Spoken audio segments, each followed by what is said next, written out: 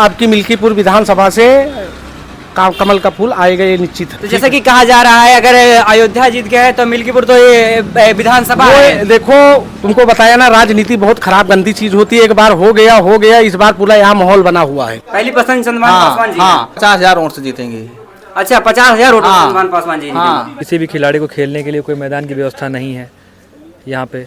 खेल की व्यवस्था नहीं है यहाँ पे। सारे नेटवर्क ध्वस्त रहते हैं, कभी कोई नेटवर्क सही नहीं रहता है, न जियो का रहता है न एयरटेल का सही नेटवर्क रहता है। उसके बाद स्थानीय जो समस्याएं हैं उसको कोई सुनने वाला नहीं है। आप अयोध्या में युवाओं को रोजगार के लिए कोई व्यवस्था नहीं है। आप जितने भी यहाँ होटल हैं, बड़े होटल खुल रहे हैं या कमरे जो भी हैं, वहाँ पे सारे जितने आपको मिलेंगे होटल सब बाहर के ही मिलेंगे।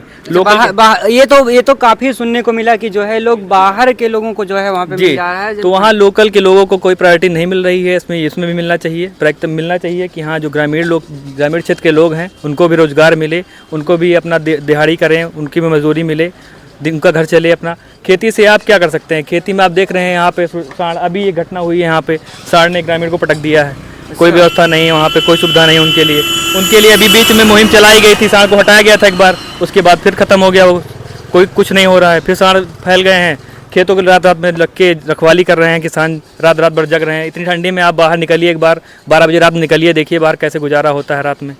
जो किसान खेत में रह के मजदूरी कर रहे हैं, रात भर जग रहे हैं ठंडी में, उनसे पूछिए किस मुद्दे पर चुनाव होना चाहिए। किस क्षेत्र के आप हैं? हमारे मीडिया प्रभारी हैं, इनसे बात। हम बीकापुर क्षेत्र से हैं, लेकिन ये है कि जहाँ तक हम सुन रहे हैं कि अवधेश की फिजा बढ़िया है। अवधेश क्योंकि सांसद भी 80% वोट बसपा का समझ लीजिए सपा में जाएगा। जहाँ तक हम पूरी फील्ड में इधर निकल रहे हैं, देख रहे हैं, तो जो जानकारी मैं हल्के में नहीं लिया जाता सपा को। नहीं 84 कोई पैगरम हमारा मकान जा रहा है। अच्छा हाँ, कहीं पट्टा भी नहीं मिल रहा है। जैसे 84 कोई पैगरम जिसका मकान जा रहा है, उसके कहीं रहने की जगह नहीं है। कम से कम आवास दिया जाए, पट्टा दिया जाए तो हो सकता है, बाकी कोई चारा नहीं है इसके लिए। तो रहने की छत जो है हट जा रही है तो लोग नाराजगी दिखा सकते हैं मिल्कीपुर उपचुनाव में भी। नमस्कार दोस्तों, मिल्कीपुर चुनावी कवरेज साथ अभी हम आ चुके हैं सतनापुर बाजार में। जैसा कि आप सभी को पता है, उत्तर प्रदेश की 10 विधानसभा सीटों पे उपचुनाव था, जिसमें से 9 विधानसभा सीटों पे उपचुनाव हो भी गया और रिजल्ट भी आ गए। करहल, सीसामऊ, कुंदरकी, गाजियाबाद, फूलपुर, मजवा, कटेरी, खैर और मीरापुर यहाँ पे चुनाव हो चुके हैं। बची एक सीट मिल्कीपुर और यहाँ पे भी चुनाव आयोग ने चुनाव की तारीख का ऐलान कर दिया है। तो अभी हम आ चुके हैं सतना बाजार में, तो देखते हैं यहाँ पे माहौल क्या लग रहा है मिल्कीपुर में। जैसा कि 5 तारीख को यहाँ पे चुनाव होना है। जी भैया, क्या माहौल क्या लग रहा है? हम लोग बाहर से जानकारी फिर भी क्या लगता है कि इस बार मिल्कीपुर में जैसा कि 22 के विधानसभा चुनाव में यहाँ से बाबा गोरखनाथ जो है यह सीट लूज किया था और 24 में जो है अयोध्या हार गई है भाजपा। जी, उतार चढ़ाव तो आते रहता है, जीवन में भी आता है, राजनीति में भी आता है। जैसा काम किया जा रहा है, जैसा वो काम करेंगे, उनको जनता का सपोर्ट मिलेगा। ये आत्ममंथन उनको खुद करना पड़ेगा कि वो अपने जीवन में, अपने कार्य क्षेत्र में कैसा काम कर रहे हैं। और हम लोग आत्ममंथन कर रहे हैं। और चुनाव क्योंकि गुप्त होता है, मतदान गुप्त होता है, तो जानकारी उपचुनाव है मिल्कीपुर में, तो क्या लगता है इस बार माहौल किसका बन रहा है? ऐसा कुछ माहौल क्या बात नहीं है, सीधी चर्चाएं कुछ चल रही हैं चौराहे पे। यहाँ पे चर्चाएं तो बीजेपी के पक्ष में है, लोग बीजेपी को मतदान देना चाह रहे हैं, सपोर्ट करना चाह रहे हैं। अब जनगणना है और माइंड जो है आदमी का बटा हुआ है, अलग चीज है। जैसे कि अगर बीजेपी की बातें कर रहे हैं आप, तो जी सर, क्या लगता है इस बार क्या माहौल किसकी तरफ रुख कर रहे हैं लोग इस बार? एकदम टोटल बीजेपी। कौन सा नेता प्रभावित कर रहा है बीजेपी की तरफ से? गोरखनाथ जी है और चंद्रभानु जी हैं। चंद्रभानु पासवान जी, क्या बीजेपी निकलेगी? तो इस बार मिल्कीपुर का उपचुनाव बीजेपी निकाल लेगी उपचुनाव बम्पर वोट से। 22 में क्या कारण रहा कि बाबा गोरखनाथ, जैसा कि 1991 में वो तो चढ़ाव उतार चलता रहता है, लेकिन इस बार सब की इच्छा यही है कि फिर से बाबा। क्या अयोध्या जो हार गई उसका जो है कुछ है लोगों के अंदर, कि लोगों को सुनने को मिला है क्या? भाजपा ने इतने काम किए अयोध्या जिले में, वो तो जो हुआ उसको भूल जाइए, लेकिन आगे के लिए सोचिए बीजेपी।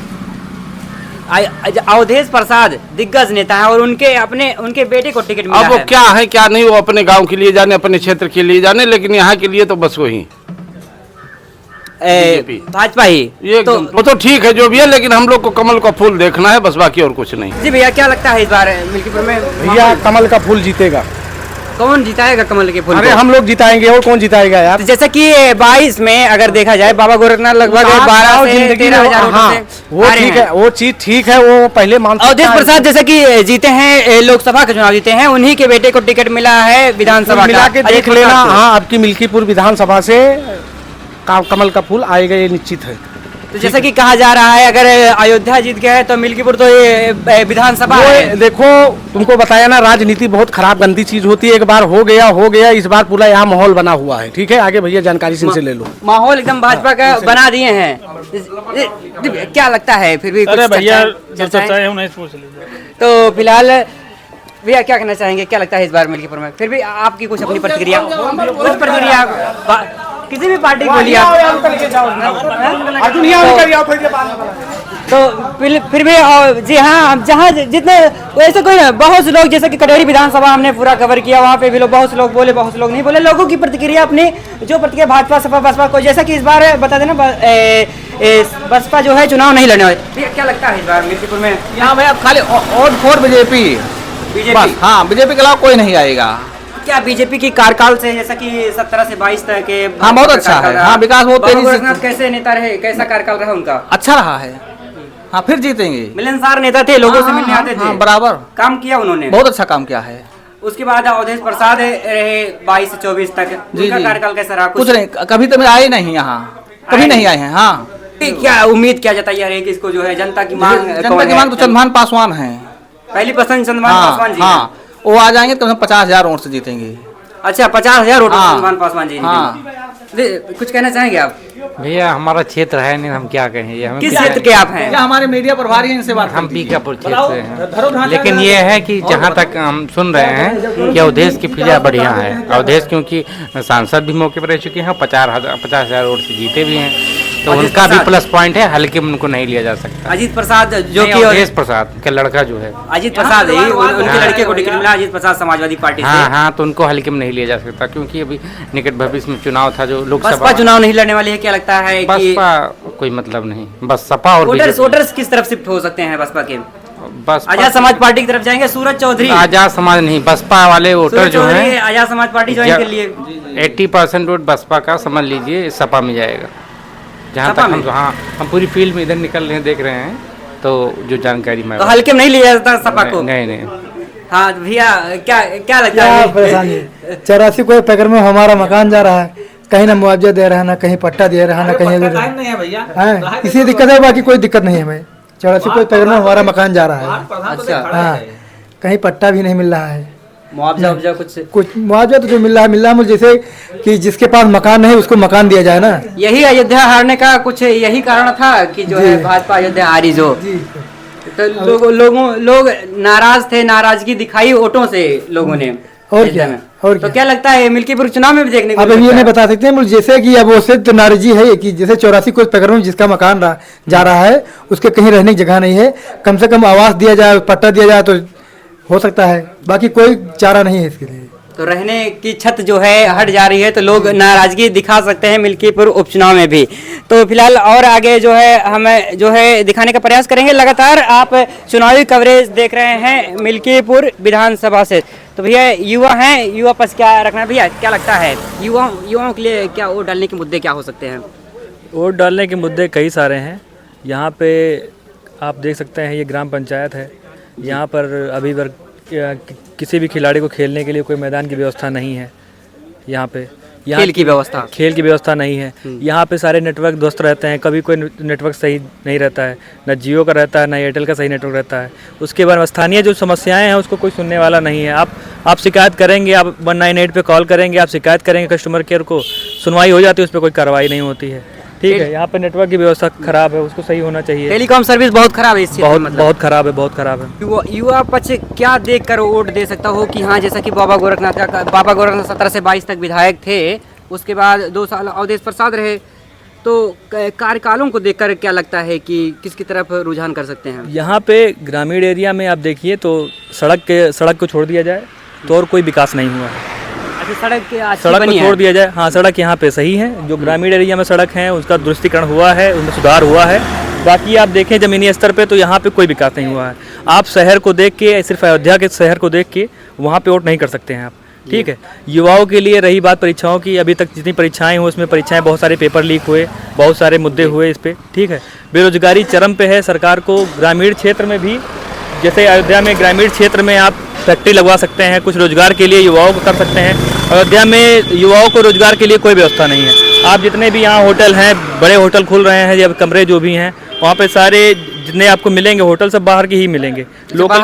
ये तो काफी सुनने को मिला कि जो है लोग बाहर के लोगों को जो है वहाँ पे मिल जा रहा है। तो वहाँ लोकल के लोगों को कोई प्रायोरिटी नहीं मिल रही है। इसमें भी मिलना चाहिए, प्रायोरिटी मिलना चाहिए कि हाँ जो ग्रामीण क्षेत्र के लोग हैं उनको भी रोजगार मिले, उनको भी अपना दिहाड़ी करें, उनकी भी मजदूरी मिले, उनका घर चले अपना।